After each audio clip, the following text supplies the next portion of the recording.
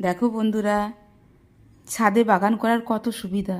আমি বসিয়েছি আলু ফুলকপি দিয়ে ডিমের ঝোল, আমার গাছেরই ফুলকপি। তারপর ধনে পাতা নিয়ে দেখছি ফ্রিজে ধনে পাতা নেই, ছুটে গেলাম ছাদে ধনে পাতা আনতে।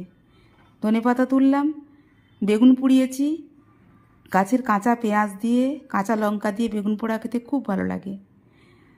তাই গাছ থেকে টাটকা কাঁচা পেঁয়াজ তুলে নিলাম। দেখো বন্ধুরা, পেঁয়াজটা এই প্রথম পেঁয়াজ তুললাম।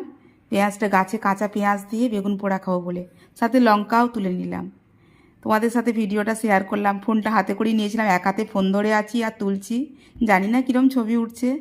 তোমরা কারা কারা বেগুন পোড়া দিয়ে কাঁচা পেঁয়াজ খেতে ভালোবাসো কমেন্ট করে জানিও।